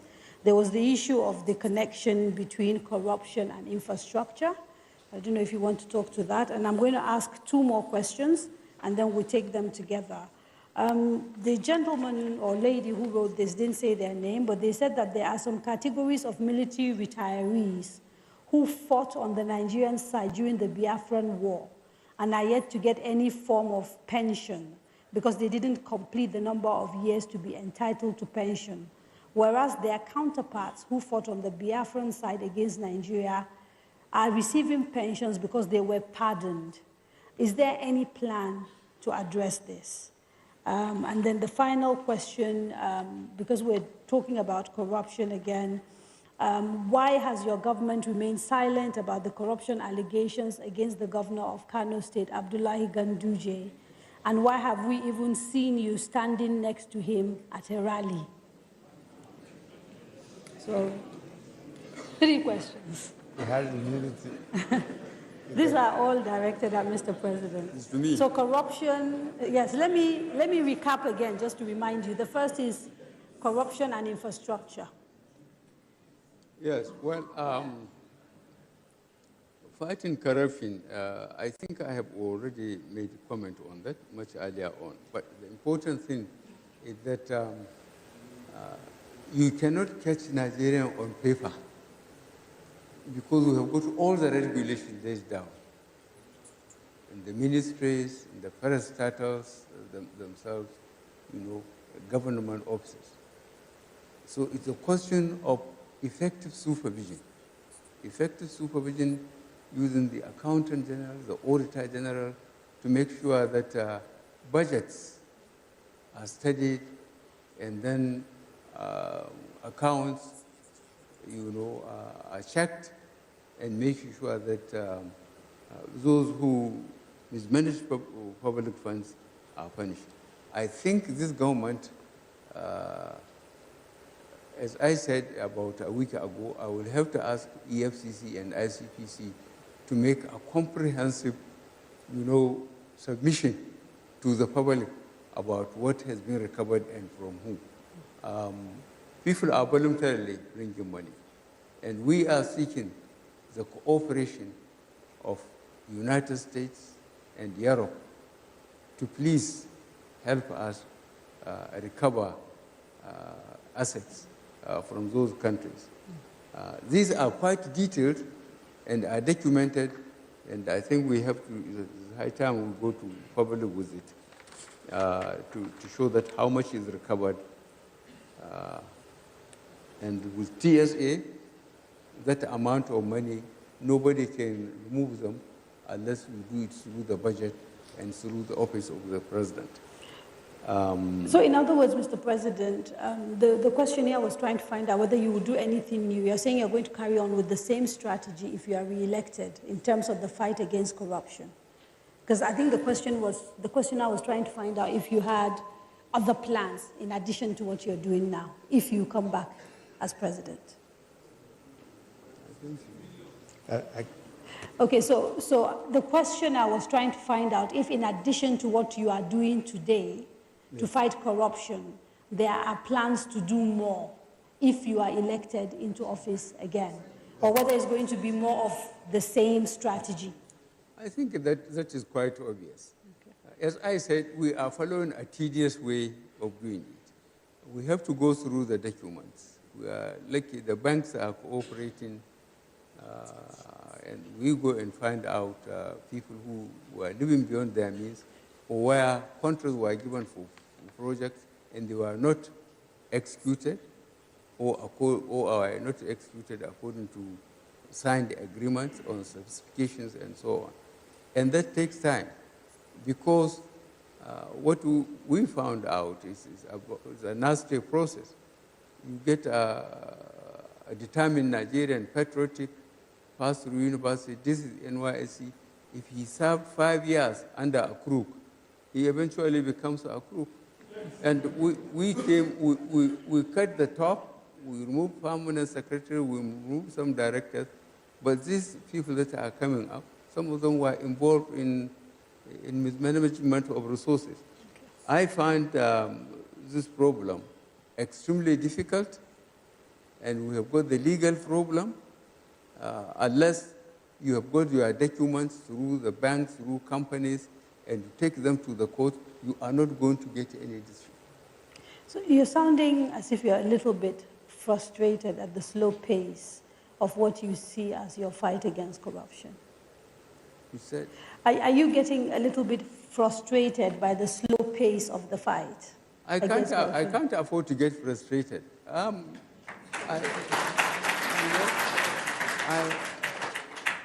I keep on telling the law enforcement agencies, and the administrators in the ministries, it's their own responsibility, to document mismanagement, and if it has to come to presidency, let him do it. I can't ask, to be elected, on security, economy, and fighting corruption.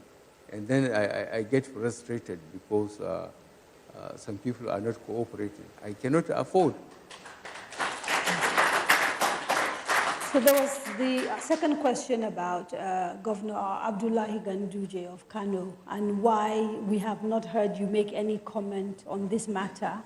And people are surprised they saw you on a podium with him, raising his hand and campaigning with him. No, that's not true. No, I will defend myself on that.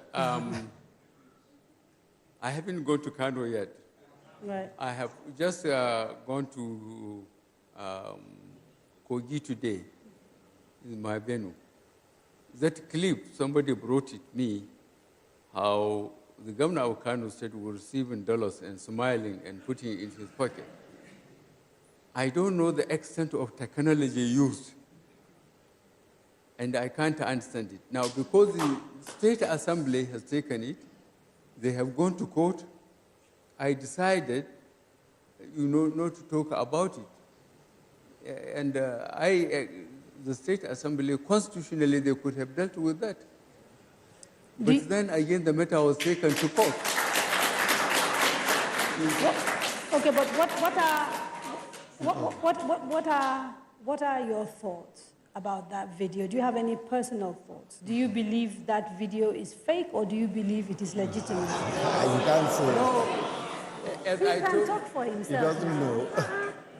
As I told you, I have seen the clip.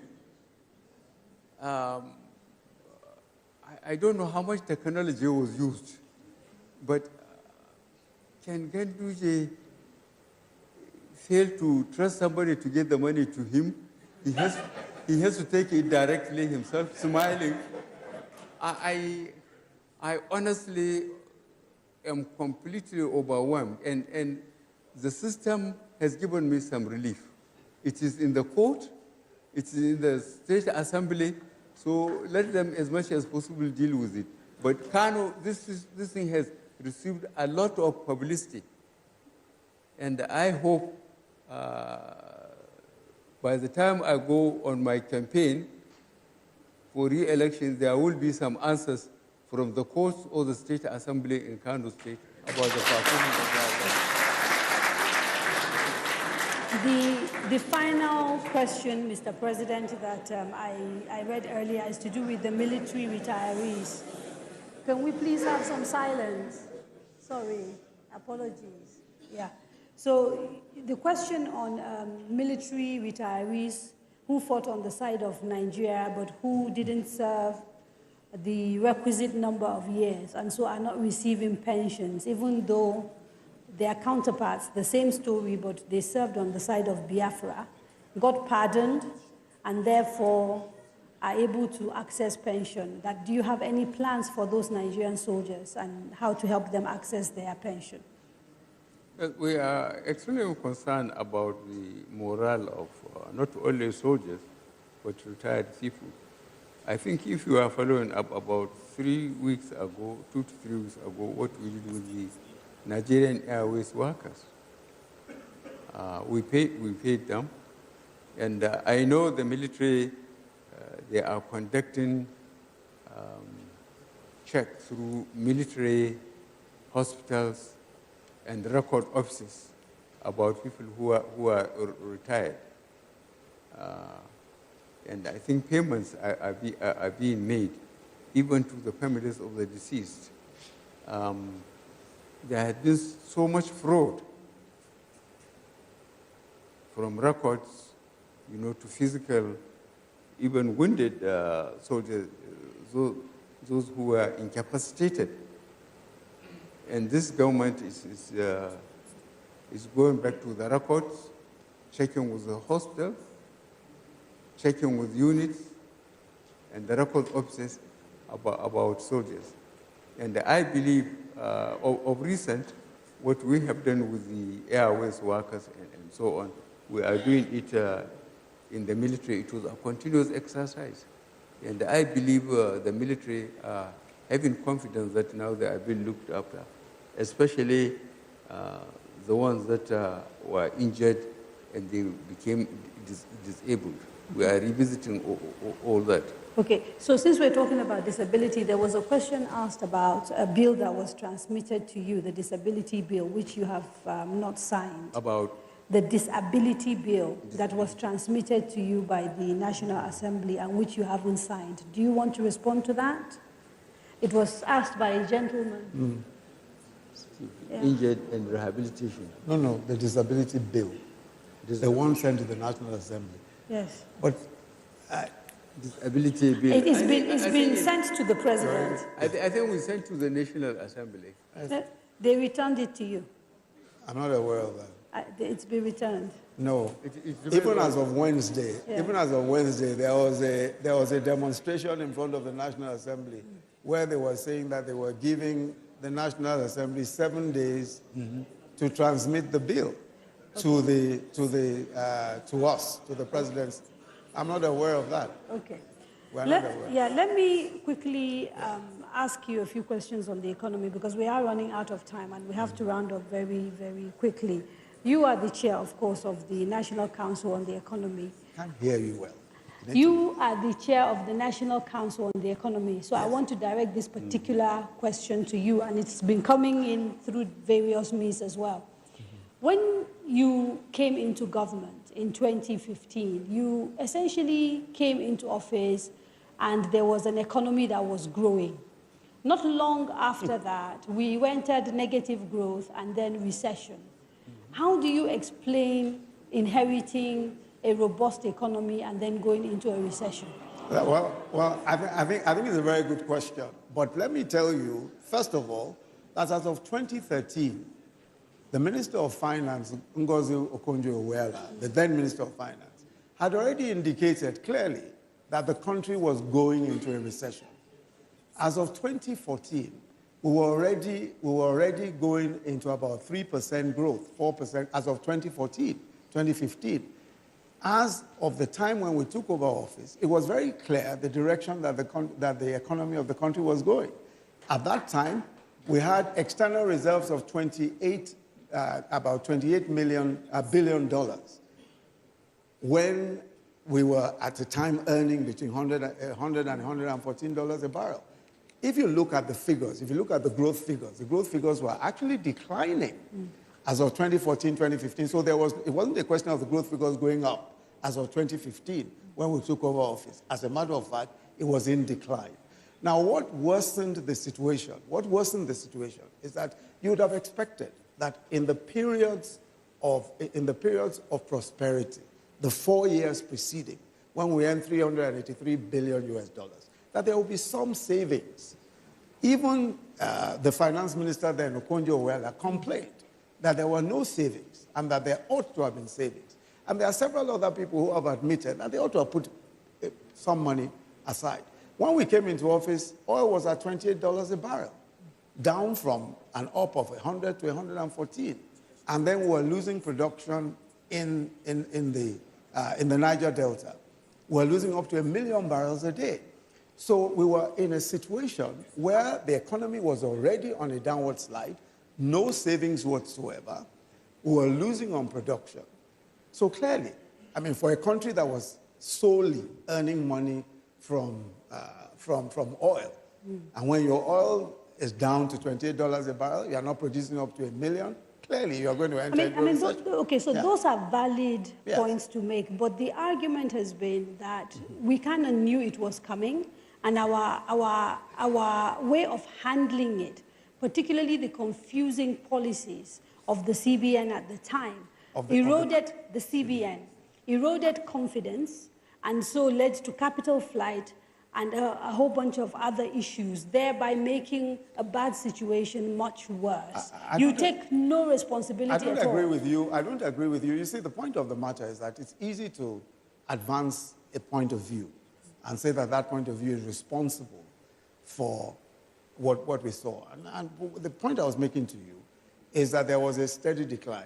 Obviously, if the CBN took the view, for example, that at $28 billion in our external reserves, we have to rationalize foreign exchange in order to ensure that only those things that we needed could be imported.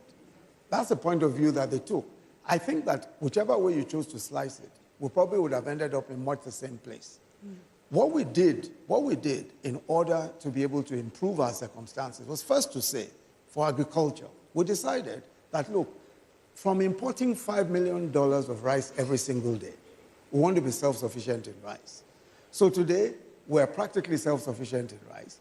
We're importing only 2% of what we used to import as of 2014. So, and we've saved so far $24 billion. Sorry, just give me a second. Just give me a second. Okay. Compared to 2014, when we were earning $100 to $114 a barrel on oil, with 28 billion in foreign reserve, we have foreign reserve today in excess of 40 billion, earning 60% less. So I think we deserve, to a certain extent, we deserve, some bit of accolades for that. Just two quick questions.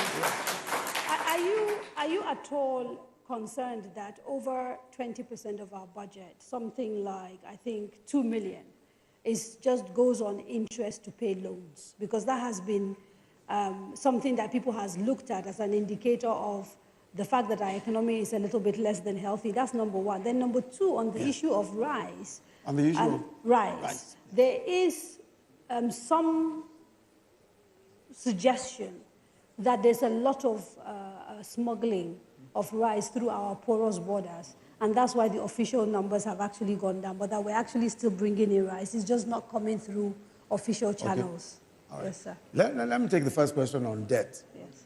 With debt, the question that you need to ask is, what are you borrowing for? Every country in the world that wants to make serious development, that wants to undergo some serious development, borrows money. We, at the moment, our debt to GDP is one of the lowest in the world. It's about 20%. And if you look at comparator countries, Ethiopia is in excess of 50%. Ghana, that people cite, is in excess of 60%. Several countries of the world, 70 and above, we are still very low debt to GDP. Now the point of the matter, the DMO, yes, for example, the recommendations that they've made about sort of the percentages we're already way over those recommendations. Is that not a problem? No. Let me tell you, let me explain so that you'll understand this better. Now, what you put aside to service your debt, right, the question you need to ask is, what are you spending on? What we are spending on is infrastructure. So that in itself is meant to generate revenue, is meant to do well for the economy. So we're building the Lagos-Kano rail. Our counterpart funding, we put on the table, our whole counterpart funding. We've done Alajawari, we completed Abuja, Kaduna, we completed the light rail within Abuja here. Lagos-Ibadan Expressway, we're doing it. Second Niger Bridge. These are borrowings that we took and we ensured that they were for infrastructure. And for the first time in about 10 years, we're spending almost 30% of our revenues on capital, on infrastructure. So clearly, if you talk about borrowing, people talk about borrowing as if, it's an individual that's borrowing. A government, a country, borrows and uses, what a country does is that you need to use your GDP. You need to consider what your GDP is. The problem that we sometimes have is what is called revenue, debt to revenue. In other words, we are not making enough money from revenues. In other words, from taxes, we are not getting enough money. It is higher than ever before, as you've seen from the figures. From oil, we should be earning more. From other sources, we should be earning more. So really what we should be doing, and this is what the government has been working on consistently, is earning more. So we have a debt to revenue issue. In other words, what we should be earning is much less than what our debt is. But fortunately for us, most of our debt is local. Most of our debt is naira because it's in treasury bills and all that. So we are not in any kind of danger, and we are borrowing right. We are borrowing for the right things. Okay. We are borrowing for infrastructure. We have very little time, so I'm going to ask Mr. President one question and then ask the two of you a single question. So, Mr. President, there has been a lot of speculation around your health. And the concern is that if you come and win a second term of office, whether you will be healthy enough to run. Are you okay? Will you be able to contest and run for office? That's number one. And the final question, and it's to the both of you, if you lose elections, will you accept and go back? If what? If you lose elections, will you accept the results? Well, that sounds like if impossible. I think we have made our case, and I hope you will have time to watch my visits to Bauchi, to Kogi, and try and watch the other visits to the states, and then see whether I'm fit or not. The way I go around the stadium and respond to the cheers of voters and explain our position and explain them where we found the country when we came 2015, where we are now, what we were able to do in between with the resources available to us. And I'm very, very satisfied with the reaction from the real voters.